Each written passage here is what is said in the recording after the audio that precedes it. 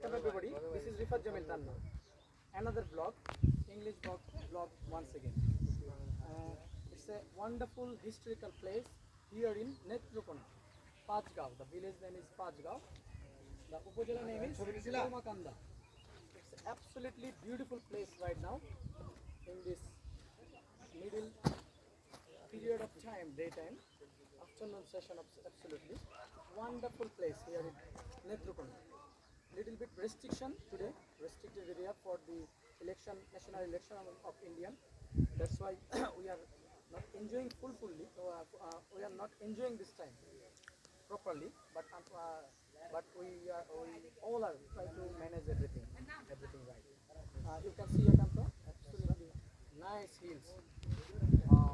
Over the hills, our senior campaigner Humayun Kabir Manik, along with him, our junior campaigner Fardin Ahmed, Rifat, Shoel Rana, Sifat Ahmed, Utsash Pal, Shubho Vishal, and Zia Ahmed. And here is outside of the hill, Mr. Ashraful Haq. Historical place here in look at the beauty of nature. Look at the sunshine of the nature. Absolutely shiny atmosphere here in Netrokona once again. This Pachgaon village. Absolutely beauty atmosphere. Right now, we are enjoying at the moment. So we are enjoying, try to enjoy this time. So the same from the video.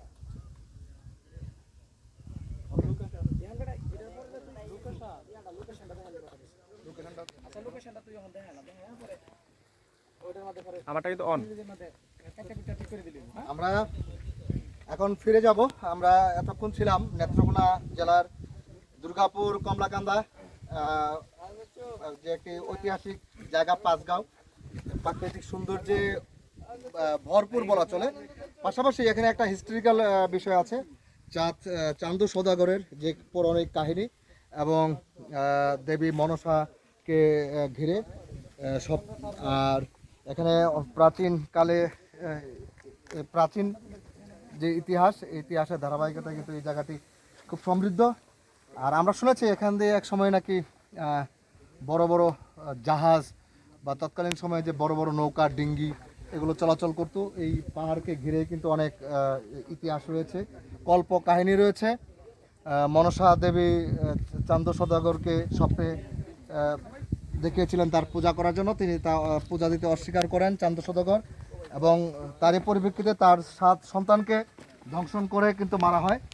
এই অনেকগুলো বিষয় আছে। এবং চাঁদ সওদাগর মানে প্রাকৃতিক দুর্যোগে বা প্লাবনে অথবা কারো কারো মতে ঐশ্বরিক কারণে দৈবিক ক্রমে তার যে নৌকা এখানে এসে পতিত হয়, এবং এখানে তার যে নৌকোগুলো এখানে এই পাহাড় ঘিরেই কোনো এক পাহাড়ের নিচেই তার নৌকোগুলো তলিয়ে আছে, অথবা স্মৃতি ধারণা করা হচ্ছে যে তার পাহাড়গুলো যেখানে পাহাড় নৌকাগুলোর উপরে কিন্তু পাহাড়গুলো সৃষ্টি হয়েছে। এই ধরনের অনেক কল্প কাহিনী কিন্তু এখানে আছে।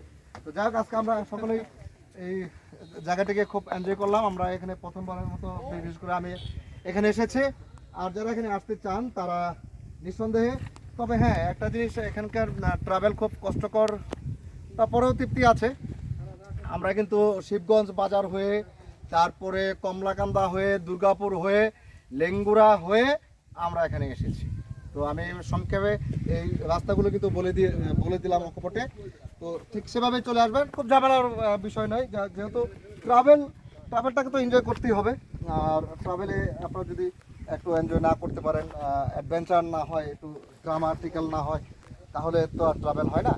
তো সে কারণে সবাইকে, আপনারা যারা ট্রাভেল পছন্দ করেন, প্রকৃতিকে ভালোবাসেন, পাহাড় ভালোবাসেন, ইতিহাস ঐতিহ্যকে ভালোবাসেন, লালন করেন, তারা সকলেই এই জায়গাটি ঘুরে যাবেন। এখানে মানে সস্তা খাবার পাওয়া যায়, এখানে থাকারও ব্যবস্থা আছে।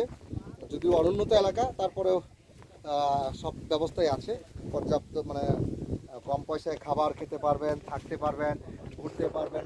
এর চেয়ে আর তো আমরা তৃতীয় বিশ্বের দেশ হিসাবে এর চেয়ে আর ভালো কিছু আমরা আশা করতেও পারি না। তো সবাইকে ধন্যবাদ যারা ভিডিও দেখছেন। খুদা হাফেজ।